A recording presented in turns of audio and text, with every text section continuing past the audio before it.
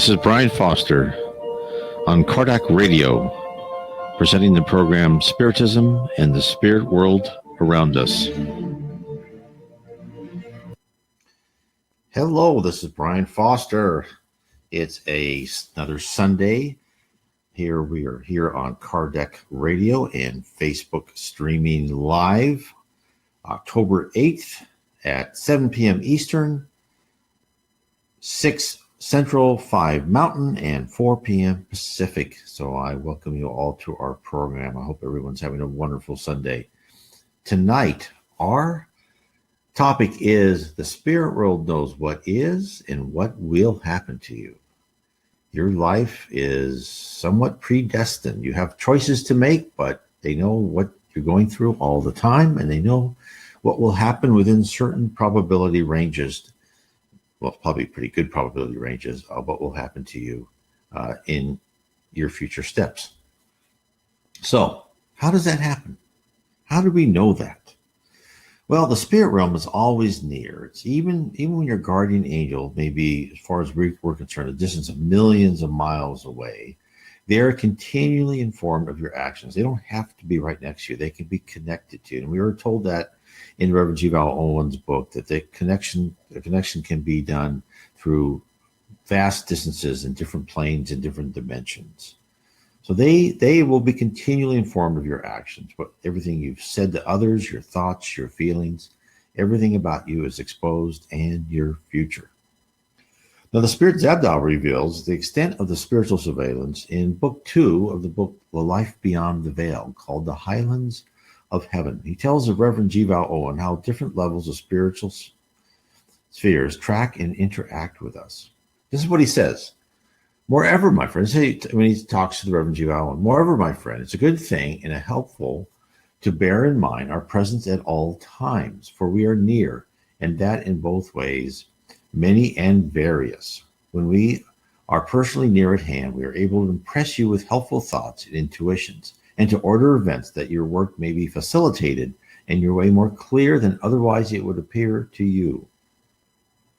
When in person, we are in our own spheres. We still have means whereby we are informed not alone of what has happened in and around you, but also what is about to happen, if the composition of circumstances pursues its normal course. Now read the last sentence once again that I just said. Let that sink in. The spirit world knows our future. This is what he said again, but also what is about to happen if the composition of circumstances pursue its normal course. What does that mean? It means that we are told the future is known, but not 100% accurate at any time. There are still some randomness that could happen. Now, why is that? So why is there some randomness? Well, first of all, because we have been given free will. We can still make choices that alter the sequence of events. Once events deviate from a planned path, a new future is formulated, and that becomes our destiny.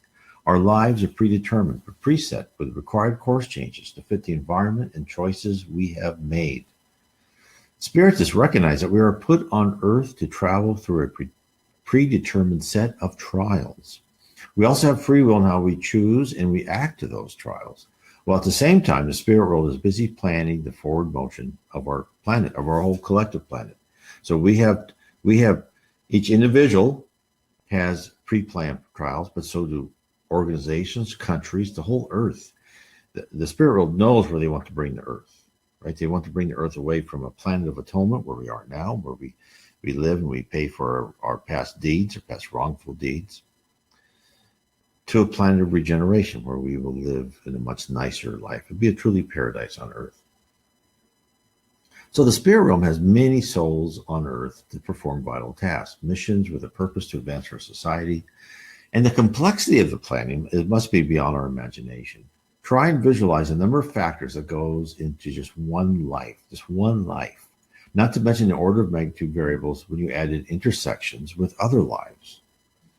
There's a small hint of the stratification of complexity when it comes to different types of spirit reincarnation in the book In the Greater World, psychographed by Francisco C. Xavier. And the spirit Andre Luiz encounters his grandfather in the low spiritual plane, in the lower zone, also called the umbral in Portuguese. The umbral, of course, starts at the surface of the earth and goes up to the first levels of heaven. And that's where souls are still tied to the material plane, tied to earth, is just does not yet know how to live a life of love and charity and forgiveness. So Andre Luis it's a wonderful book. I actually recommend anyone to read the book No Solar, and there's also a movie called No Solar, and a book by Francisco C. Xavier. You can see that on Amazon, or you can go to my website, nwspiritism.com, and click on the picture up on the upper right-hand corner of Alan Kardec. It'll take you right to the EDI CEI bookstore, and then you can order any of the books by Chico Xavier in English. So it's wonderful. So Andre Luis is the spirit. He's written these books for Chico Xavier, and he meets his grandfather. He meets his grandfather in the lower zone, and he seeks help for his grandfather because his grandfather was a miser. When he got to the Umbral, he just was focused on money. Now, Andre Luis didn't see that when he was young, but of course, that's how he ended up in the spirit world after he passed away. So he would actually go circle around, and he would think that mud was gold. It was pretty sad. And Andre Luis knew that his grandfather needed help to pull out of that mindset where he just wants more material goods. So he seeks help, and he realized that a new life is required to help repair the psychic damage that has been wrought by his grandfather's past actions. And Andre told his grandfather will be reincarnated. Andre asked if he can count on help from his spirit friends. And this is what he's told. He said, well, of course, since it will be a reincarnation merely for repertory activities and no involvement in communal interests, our personal cooperation can be more decisive and immediate. There are many benefactors in this area who provide for a large number of reincarnation in regenerative circles. Let's see if we can examine our brother's future situation. So what they find out is Andre's grandfather was reborn into extreme poverty, so he can experience hard work in order to re-educate his aspirations. So this is a very interesting section. This tells us, right? And this, of course, comes from the spirit Andre Luis, who knows these things, telling Francisco C. Xavier. I think there's really two salient points. The first is the reference to involvement in communal interests. This implies that whenever anyone interconnects with an incarnated spirit who has been sent with a purpose, the ramifications of that person's physical life must be analyzed at a higher or more detailed level. Second is that anyone who is planned to enter society at its fringes or unseen working class type, the planning is less centralized. Probably the number of factors and events are not laid out in detail, are possibly less precise in its execution, since a greater amount of variability is perfectly acceptable in someone who is going to just barely get by, and by their life, maybe some sheep herder, up in the mountains spends the majority of their life alone. That's perfectly acceptable. So in other words, the confidence interval for successful execution is allowed to be lower for a life less important. Now, that doesn't mean that anybody's life is less important. It just means that it's less connected to other lives, less connected to the plans they have on other people and what they want to do for their learning experiences while they are on Earth. But accidents do occur. When they say probability, that means there are sometimes things that go off. So when accidents occur, plans must be reformulated, or the damage must be undone in order to maintain the original plan. The spirit world is flexible. If God wanted to make us all the same and all robots, we'd be like an ant colony, right? So there's variability in here, but then there's also an army of people who know what's going on to get us back on track. So the spirit world spun an unbelievably complex web of events, where one acts affect another, and so on and so on. It is as if each thread in a grand tapestry had its own life and had to be perfectly fitted with all the other threads that touched it, and to those that touched the threads once removed, and so on. The complexity is beyond our capability to manage, but not beyond the creator of our universe. There's an example of a spirit world undoing the effects of an accident. It's happened with a fascinating near-death experience. So Michael was a boy who, like boys everywhere, was where he shouldn't have been. He was climbing onto a limestone cliff on a frozen day when part of the boulder he was hanging onto suddenly broke free. And he wrote all this in NDE experiences. And he and the large rock both fell, and the boulder landing on top of him. According to Michael's recollection, the stone weighed about between 400 and 500 pounds. He felt that he left his body, and seeing himself, he knew he was dead. But next thing Michael remembers, he saw a spirit guide. He told me that this was an accident and I could go back if I wanted. I told him by my thoughts, there's no way to make that body work. It was squashed flat. I want to know my options. What would happen if I chose to go back? What would happen if I didn't? No sooner did I think these thoughts, and boom, I was hit with a package of images. It showed in brief what would happen if I didn't go back. I saw my sister get into alcohol and drugs and her life spin out of control because I wasn't there. I saw my dad commit suicide because of my death shortly after my mom divorced him over the matter of my death. I saw my paternal grandfather wither away and die, his heart broken over my death and my dad's suicide. These were the twin blows that destroyed all the joy he had left in life. The effects went on and on. My mom was sad and heartbroken the rest of her life, and so very lonely. And I saw a parade of faces of people I would never meet, and whose lives I would have impacted, and whose lives would have impacted mine. But now I would never know any of them, and they would never know me. The man in the white robe had me with my sister. I've always loved my little sister, and for her alone, I would have chosen to come back. But seeing all that pain it would cause everyone, mom, dad, grandparents, friends, cousins, aunts, and uncles, I had to go back. So Michael's spirit guide, or guardian angel, as many would call it, was right there in an instant. And people who have had NDEs recognize that we live close to the spirit world. They are fully cognizant of how interrelated we are. In fact, we are all in one spirit universe. We are in the physical representation of the spirit universe as they want us. But also think about how quick his guide told him all the alternatives. All the data that guardian angel had.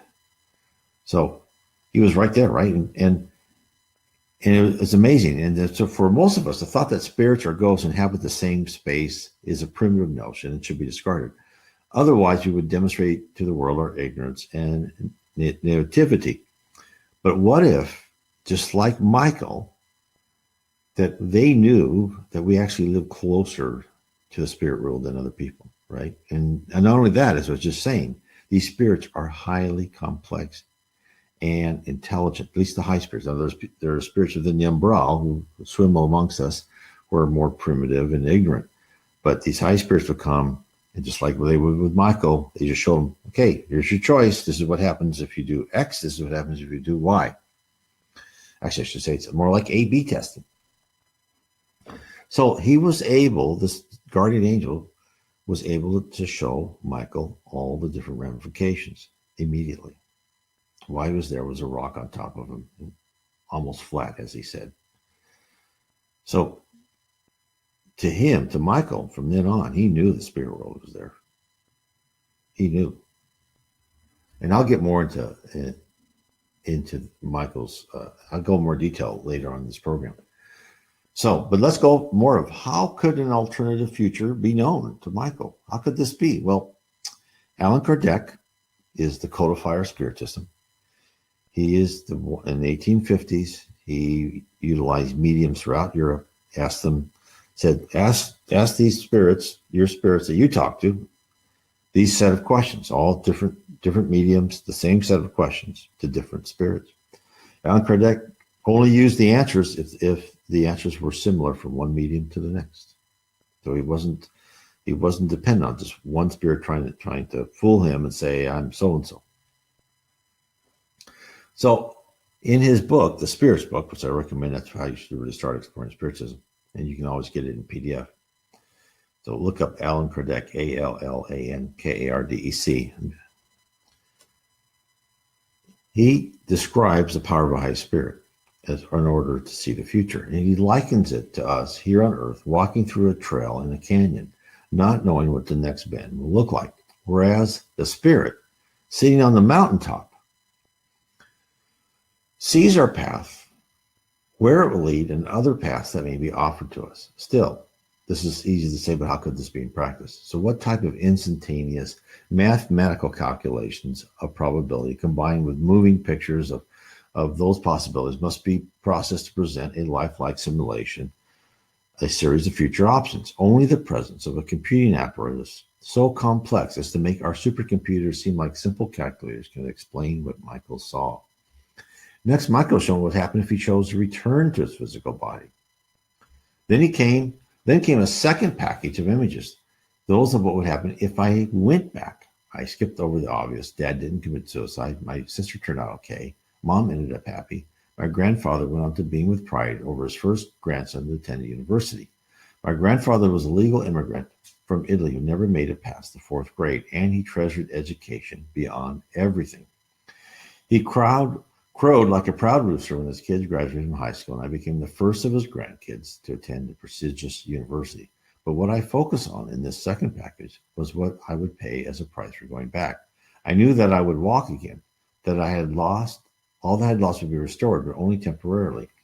In my later life, perhaps 10 to 15 years after the accident, I would suffer pain, extreme pain, and it would affect me the rest of my life.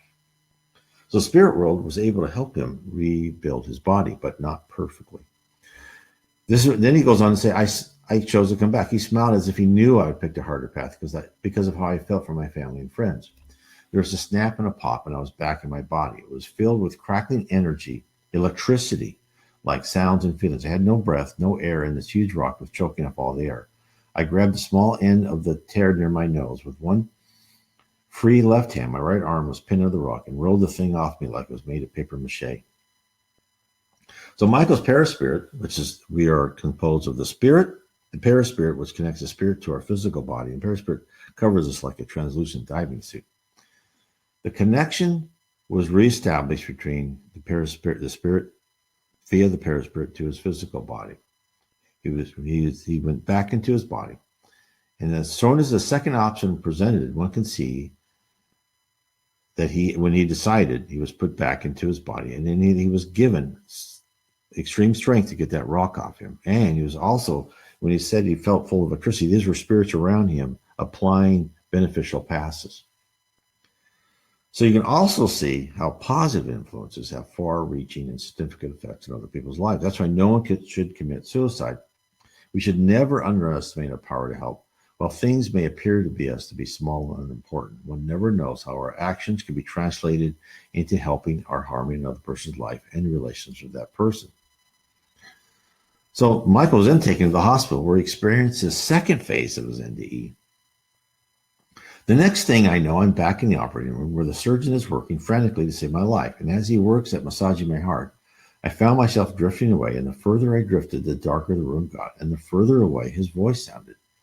Found myself well above the operating theater where I should have been on a floor above that room or outside looking on the roof, but I wasn't. Instead, I was floating in the entrance to a tunnel vortex. I was sucked into it. And then that's when my adventure really began.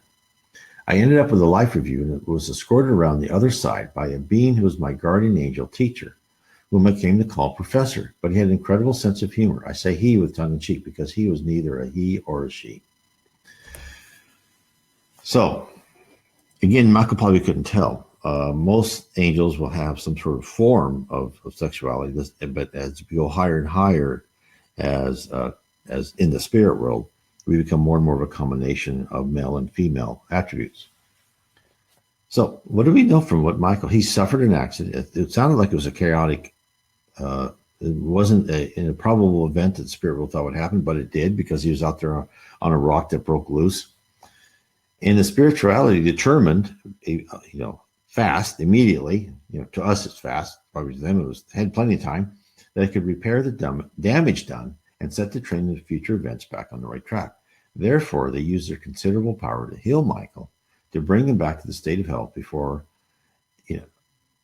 the same state of health, or at least approximately, before the large rock fell on top of him.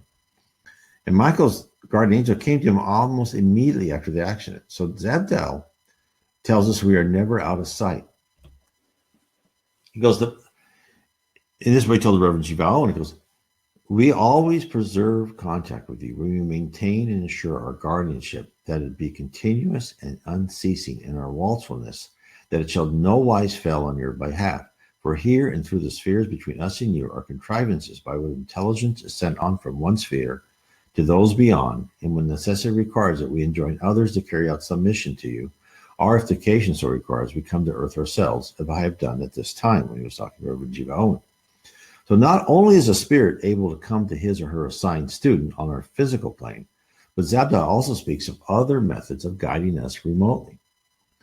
But further still, in addition to this, we are able each to come in contact with his own charge direct in certain ways and to influence events from our own place.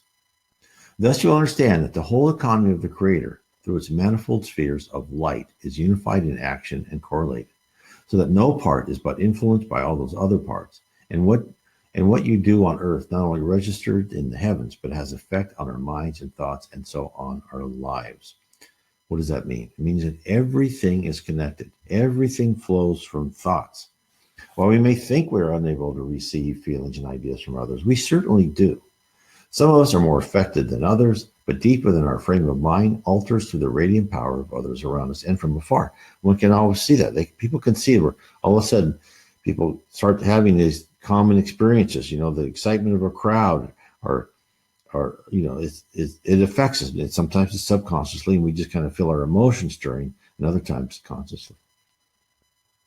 So another thing is to remember, our innermost feelings have force as well. For others, send out waves that penetrate us. We do the same. Spirits pick up our signals that pour forth from our mind, and spirits connected to us pay attention to our changing states. Zabda alerts us of the importance of controlling ourselves and our thoughts. That's what he says. Be therefore very careful of mind and will, for your doing in thought and your doing in words and your doing in act are all of great import. Not alone to those who see and touch you, but also to those around you, unseen and untouched by you, but who see and touch you constantly and often. Not these alone, but those who go about their business in their own sphere are so affected. It is so in my own, I know, and how much higher I do not hazard to say. But were you to ask me, I would reply that your doings are multiplied by transmission through the spheres of light by 70 times 7, and that no end is found to the journey within the kin of men or angel. For I little doubt, if that at all, they found at last the very heart of God. So our thoughts, our emotions, they go out forever. And he says, be therefore perfect, because your Father who's in heaven of the heavens is perfect, and no imperfect thing can find acceptance and approval to enter where he is in his awful beauty. So Zabda has laid out our mission on earth in no uncertain terms. We must better ourselves and rid our minds of harmful emotions and thoughts. Let no one think this is a tremendously difficult task. Believe me, I'm still not there. I'm far from it, and it is a difficult task. And everything around us conspires to stop us from making progress. Like an addict who's surrounded by others of the same addiction, who is constantly reinforced to stay stoned with the crowd because the mob can't conceive of any other alternative lifestyle. To try and pull away from the group takes enormous effort and discipline. Just like you go to work, you gossip about people, you say mean things about people you don't like. Those are all things we have to get rid of. And, believe me, I know it's hard. I fall back way too often for my own, I'm very disappointed in myself. I need to think and do better too. So all of us need to work on that. So that's why we have to start with small baby steps. That's the correct process. The spirit world doesn't demand a drastic alteration overnight, but a little progress, forward motion in the path to love and light is appreciated. In fact, when a desire of a person who fervently wishes to improve their spirituality is detected, the spirit realm reaches out and assists. Help is always around the corner. One just has to commence trying. And one of the first places to learn what the basic tenets of Spiritism are and how your life is planned so you can improve is you should read Allan Kardec, The Spirit's Book. In fact, let me write that right here because I want to make sure everyone knows that. It's Allan Kardec, and the book he wrote, The Spirit's Book. You can find that. You can find that on PDF. You can just do Allan Kardec, The Spirit's Book. Put in PDF, and you will. You can find it. Find all of his books on PDF. It's wonderful. I have also written books. I have a book called Spiritism 101, The Third Revelation, which if you want or if you're interested in Spiritism, I would recommend this. It's only 99 cents on Kindle. If you go to my Facebook site, Spiritism and the Spirit World Around Us, which you can see a link to it on my blog, nwspiritism.com. In the file section, I have a PDF. You can download it for free. So it's a very short book, 99 cents on Kindle, and it gives you an introduction of Spiritism, and then there's a lot of other things that you can get into further.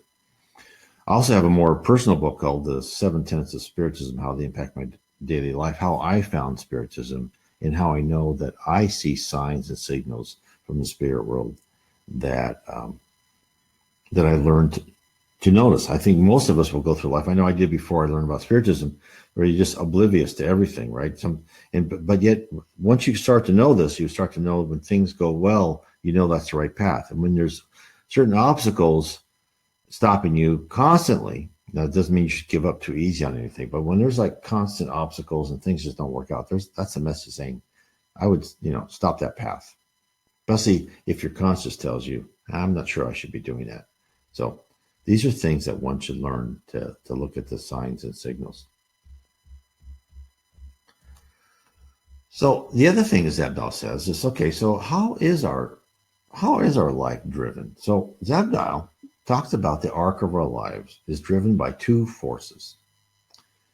And he talks about how complex objects and processes are derived from basic principles.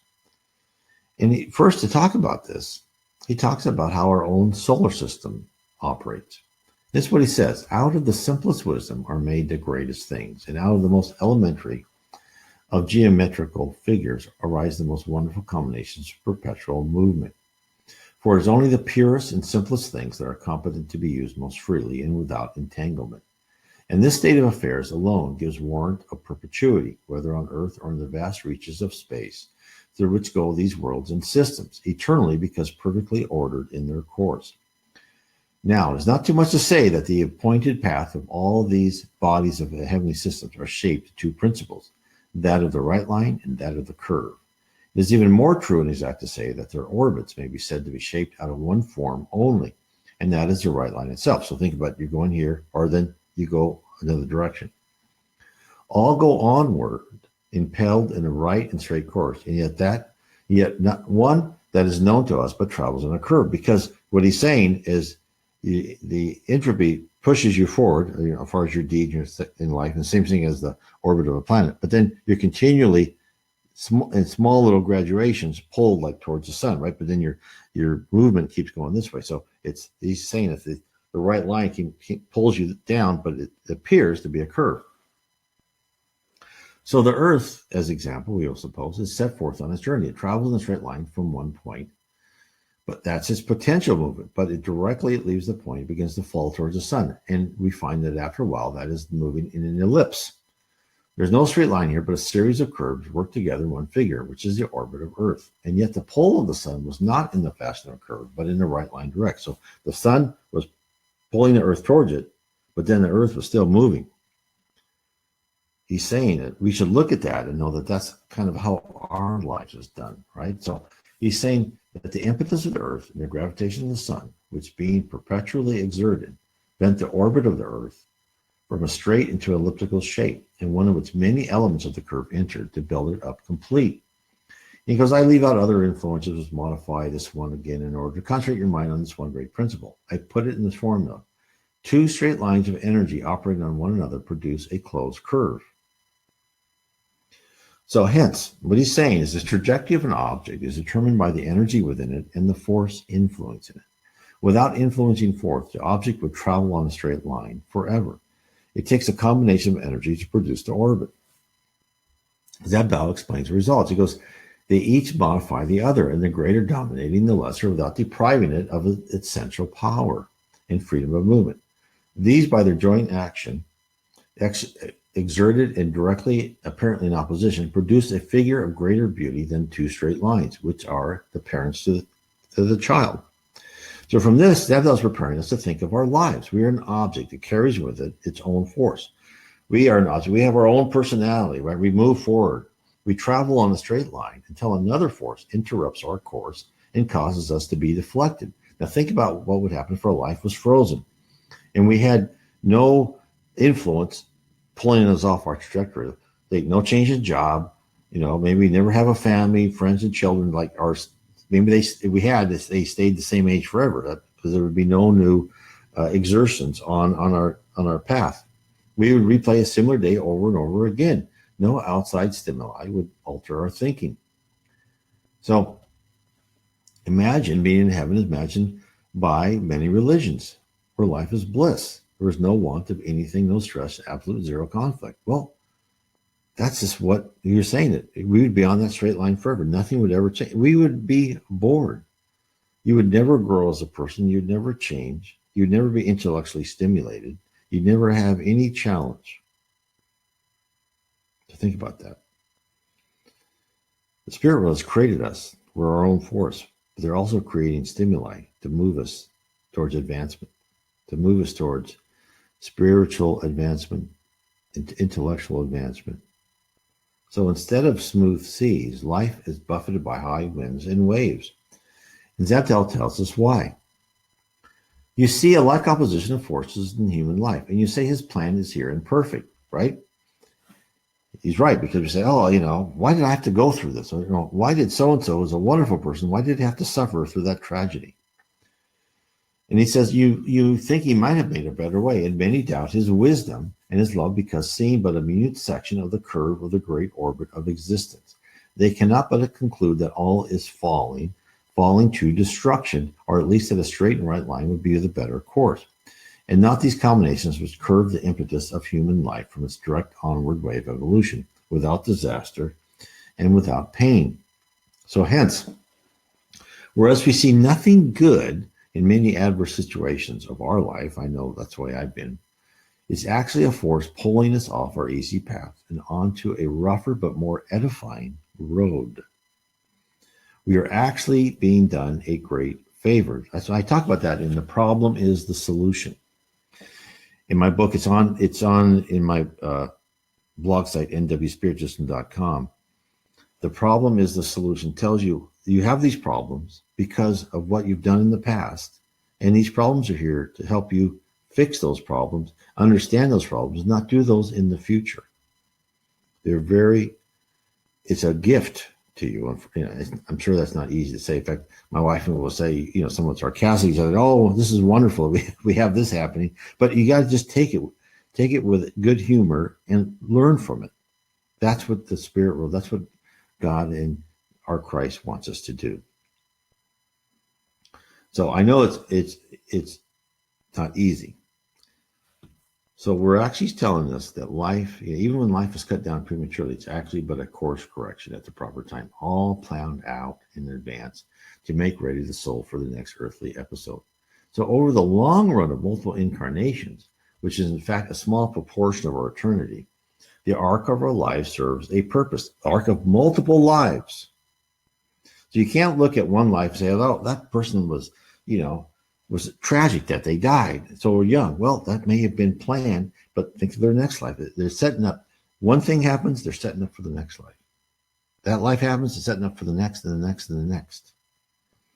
You can't look at our own little tiny existence of, maybe from 40 to 80 years, normal lifetime, about 70, 80 years on Earth, as the sum total of everything that's important to us. No, that's just one small blip in our immortal existence. So Zabdal informs us from the spirit world, from on high, they see the struggle. This is what he says: "We here do not see all nor much of the road ahead, yet more than you we see, and this so much enables us to content ourselves and press onward, helping others on the road, content and trusting that all will be well ahead, however far we go. For now we do not seek with much labor to reckon on the course we are traveling, wrapped around with earth mist, which hinders us to see. But we view the way from the clear sunlight atmosphere of these heavenly realms. And I will tell you the orbit of human life as it works out towards completion. It is beautiful too. So beautiful and so lovely that we are full often brought to rest in wondering awe at the majesty of love and blended wisdom." So really what we're going through is beautiful. because they're teaching us just the way we should be taught. Isn't that amazing? That we're really being taught just the way we should be. So think about that for a minute. Think about that. That is how it should be. So here's the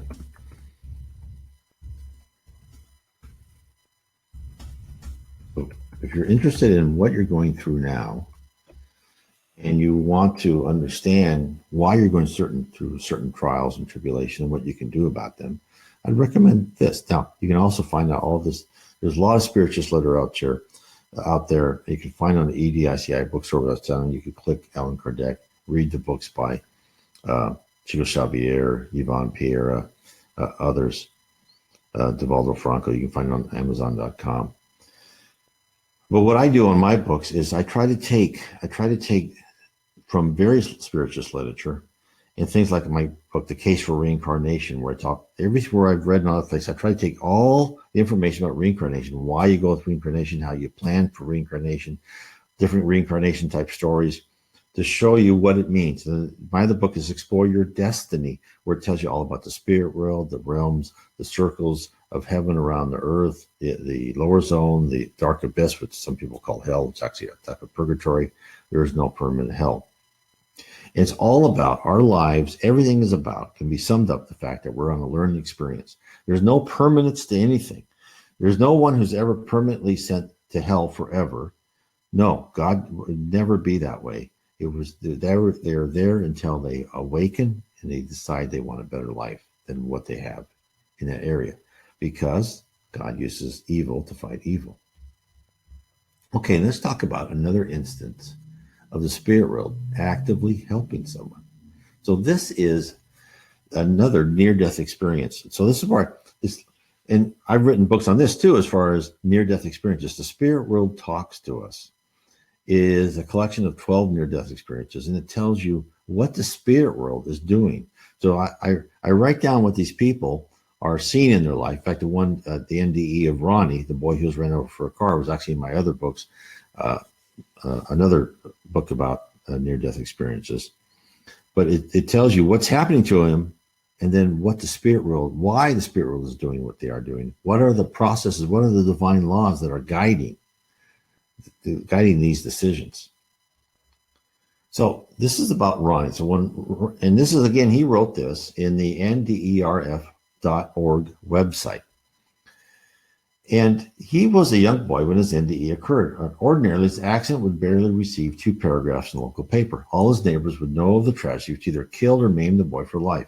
And the entire extended family would spend years caring for him. But none of that happened. Ronnie walked away from being run over by a car, not just a glancing blow that spun him out of harm's way, a full-on encounter with the entire weight of an automobile driving over his body. So this is when, once you get NDEs and you see this and you understand the spirit world, it all becomes more understandable what they're doing. Why are they doing it? So first, the spirit world is a dimension we can't perceive, right? And they tell us that when I keep saying these guardian angels and spirits and then these lower spirits around us, they are around us, but we can only detect about 1/8 of what is around us. We are in this dimension. We are in this logical dimension that we are not allowed to see these other things. We are here on earth, not to become intellectual giants, but to mold our character, to remove the blemishes from our character. So there's this other world, and it's like the Druids. The Druids knew this, right? They knew that we lived in temporary vessels. And the Gauls would hurl themselves in the battle with courage bolstered by the certainty that if they perished, they would return to fight another day in another body. And they were correct. So a lot of these societies we think as primitive actually were closer to what the true reality was of our life here on earth. We think we're sophisticated, but in essence, we are materialistic, and we are just beginning our scientific advance. There's so much more. In fact, any scientist will tell you we don't really know anything. There's so much more to learn. So much more to learn about, the physical laws. And then if you get the spiritualism, you understand the physical laws and the divine laws. So let's describe the accident. So Ronnie was sledding down an alleyway that intersected with an avenue at the bottom. So it was snowy, it was fast, right? Of course, typical boy, he wants to go on that sled, and he thought he could stop his sled before he went into this busy street. What happens? He went into the busy street. And we went out there, and he went out in the street, and he struck the front bumper of a white Cadillac with his head. So typical kid, with the thrill of sledding, couldn't stop themselves, didn't think things through. We've all been there, especially boys. So then he said, as soon as he was hit on the head, he left his body and he became a spectator of everything that happened. It's like he left his body, sat on the curb, and was watching what was going on. He goes, the very moment I left myself and was out on the sidewalk, I was not standing on the ground. I was hovering. There was a girl my age standing on the ground next to me, holding her head and screaming. I could hear her, and I looked at her. She was very afraid of what she was seeing. So I turned and looked in the direction she was looking. It was me. I was in the process of about to be run over by a car. At that time, a knowledge came to me that if I wanted any chance to live, I needed to slow the car down. So when the tire went over me, the body had to be on its back.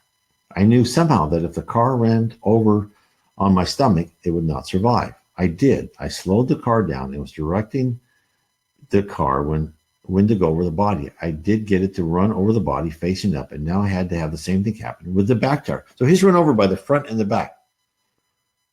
Amazing.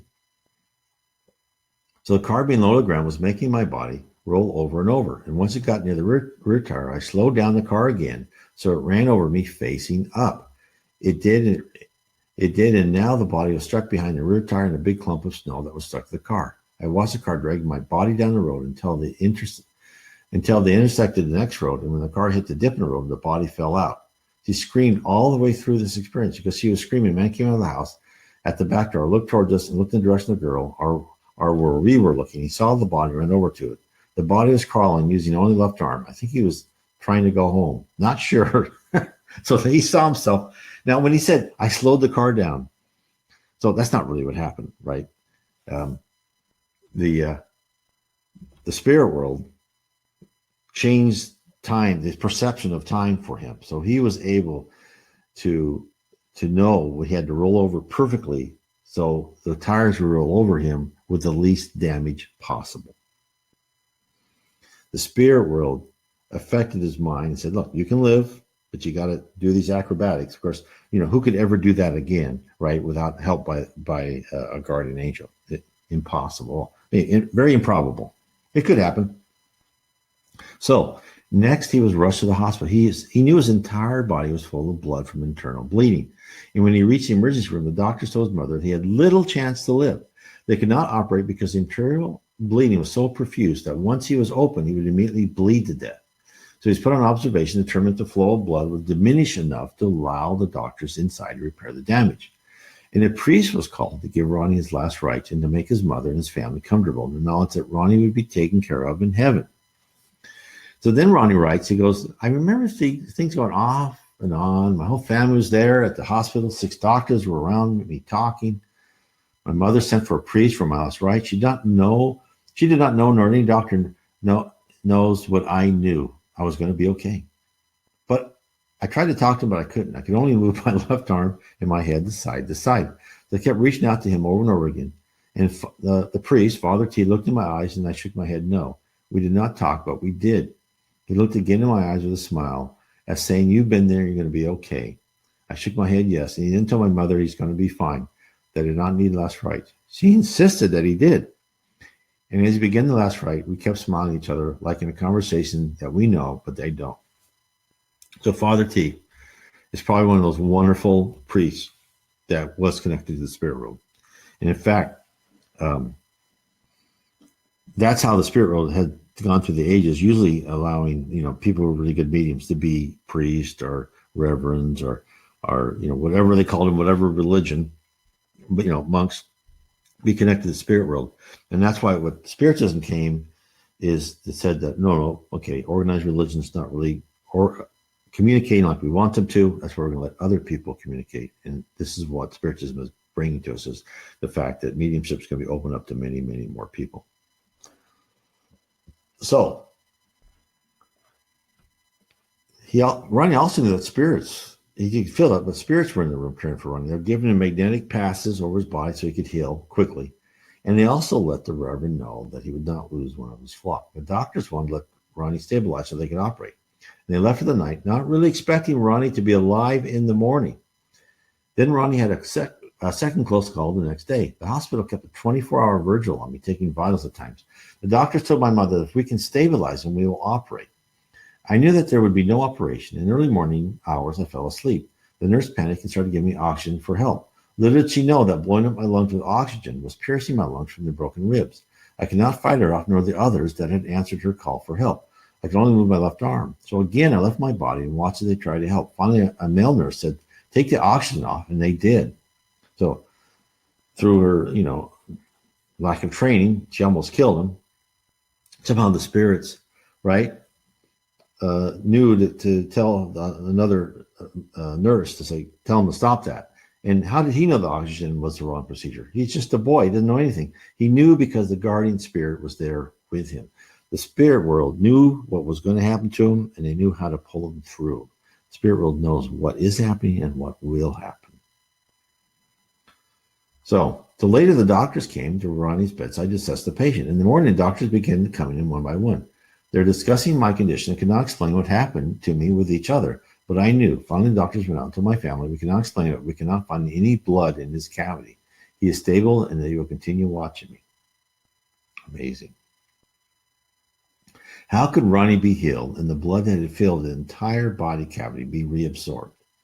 It was the work of a dedicated team of spirits who came at the request of Ronnie's guardian spirit.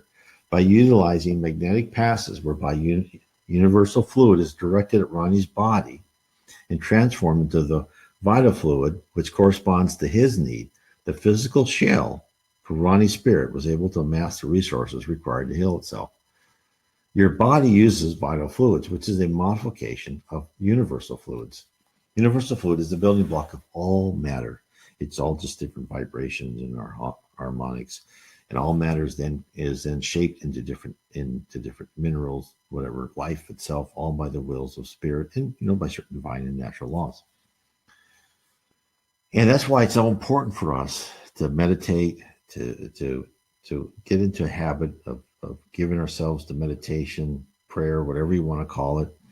It's just some sort of stress-free time. You don't have to. The Spiritism says you don't even have to believe in God to go to heaven. You just have to be a good person.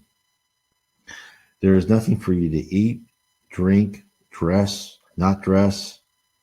It's your purity of your soul. It's your attitude characteristics that will determine if you go to heaven and go in that place. Now you can go to lower zone, still go to heaven. Eventually you always will go to heaven because you'll learn. You'll go through these different lives. There's never any dead end that you're there forever.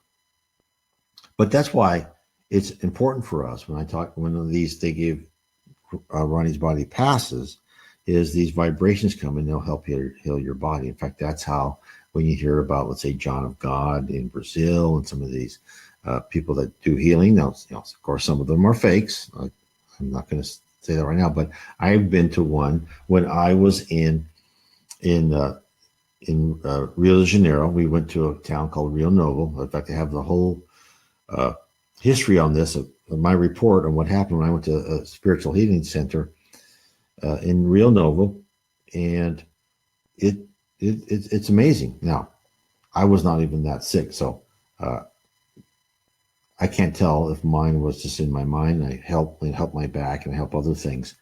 But I was much better for years until I thought I was better, and then I started doing things that I shouldn't have done with my back. Of course, that's how stupid I am. But it certainly doesn't do you any harm on getting passes, meditating, asking for help, and these other things. The other thing that I'll tell you, the last time I was at the healing center in Rio Novo, I've been there twice. I saw this person. He was filming what was going on. And everything there. And when I talked to the guy, came by and healed me, right? And afterwards, I said, I just want, in my terrible Portuguese, I just want to thank you. I came from the United States. And he goes, "Oh, there's this other guys from the United States." And I talked to him. I said, "Well, what do you hear?" He goes, "Oh, I'm here to kind of get an idea of how this works, and I'm thinking of selling it to that's a series about spiritual healing. He goes, oh, what got you into this? He goes, about I think 10 years ago, he had a woman friend who was diagnosed as inoperable brain tumor, and she only had weeks to live. And then she was told that she had two choices. She could go in an operation, but she could not have an operation and die, or she could go in an operation, have the tumor removed, but she would never walk again, maybe not even speak again. So she wanted to try spiritual healing. Now, of course, again, Spiritism tells you don't ever not do what your doctor says, right? As far as, like any medicines, things like that. Always, this is the supplement what your doctor tells you to do. It's not like these evangelical ones where they think, oh, I can set a broken arm. No, this is always made in conjunction. This is helping your own body. The spirits help heal. It facilitates the process, not that anything's going to promise you, great things. But sometimes they do happen. So this woman went. And she went first time. He said, no, you got to come back for about 3 weeks. And she came back. I don't remember if it was 3 weeks or not, but she came back and back. And then she went back to where she was. The doctors looked at her and said, the tumor has decreased drastically. We can fix this with chemo. So she had chemo, and now she's fine.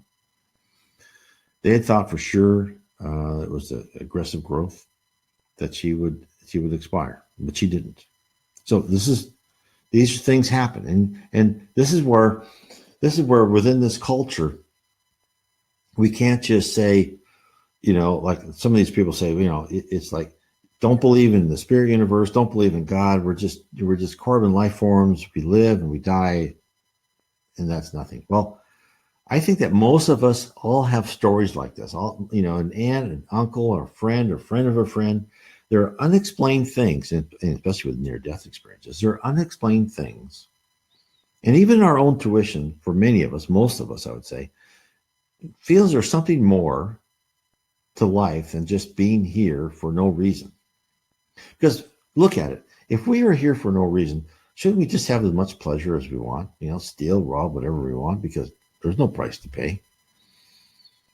No, we have a conscience, and this is the conscience comes with us as when we're reincarnated. We're not allowed to have our past memories, but we have a conscience, and that conscience is that set of divine laws that tell us when things are right and wrong. It tells us the correct path to take. Now, if you are like me, you spend most of your life rationalizing away why you shouldn't follow your conscience. Only now am I trying to learn to follow my conscience.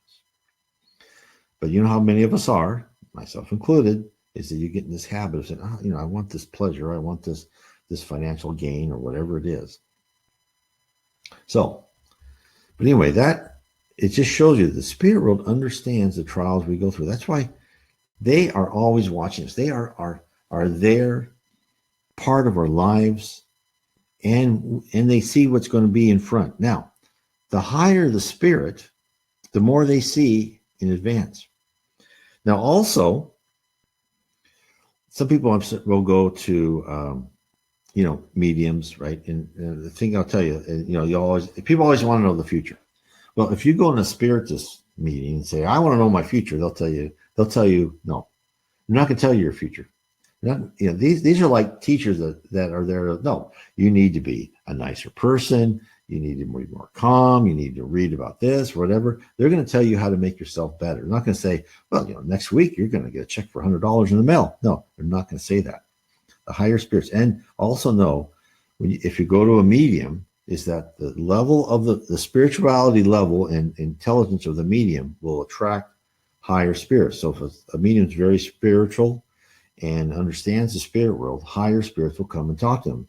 And those spirits will not tell you concrete things about the future, unless there are exceptions that is meant to either spur you on or do some other things that will happen. But by the large majority of the time, they will not tell you what will be going on. What they want you to do is modify your behavior, because once you modify your behavior and you start to improve, they'll make your life better. You may still have to go through certain trials, but they'll make those trials better. That's the great secret. The other thing is, though, if you're told these things by, one of these, off the shelf type psychics or mediums, is, something, these are lower spirits on them. Even lower spirits can kind of see some things ahead, your life plan. But take those with a grain of salt and don't bet on them. Just live in the present and do the best you can. That doesn't mean don't go to school, don't work, don't, always try and improve yourself. But as far as your emotional state, don't worry too much about what's going on. As long as you are trying to be the best person possible, it will take care of itself. And when bad things happen, try to learn from them. And internalize, like, well, this happened to me. I would never want that to happen to anybody else. And most probably, I must have done that to someone, right? Most probably, I must have done what someone was doing to me. And that is, again, for every action, there's a reaction, and for each according to his deeds. So that's why these things happen to us. It's all for a purpose.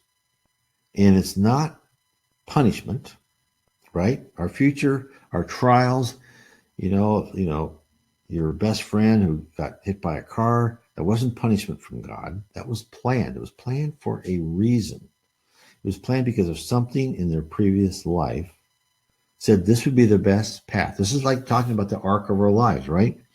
And this is where Zebda was saying, if you look at it over multiple lives, you will see the beauty in it. You will see how wonderful it is. So that's why you have to look at these things over the long run. So try and do that. Try and place yourself, when you are going through things, place yourself on the mountaintop, right? Place yourself above and look at and think of yourself down there on that path. And from up above, that path looks smooth. When you're down on that path, there's rocks and everything in its way, and to use a lot of obstacles, but not really. It's just one short life. I know that's not easy because it's easy for me to say, and it's hard to go through. I understand that completely. So anyway, I want to thank everybody for being on our program tonight. I hope that it's been good for you. I hope it's helped you. And I want to play the end credits. And please visit our website. And I'll start now. I would like to thank everyone for listening to our program on Kardec Radio, and to point you in the direction to find more information about the spirit world around us. You can visit my blog at www.nwspiritism.com. Again, that is www.nw, as in Northwest, spiritism.com. And if you are ever in the Northwest, I certainly would welcome to have you come to our meeting on Bainbridge Island near Seattle in the state of Washington. Many blessings to all of you, and please continue to explore Spiritism and the spirit world around us.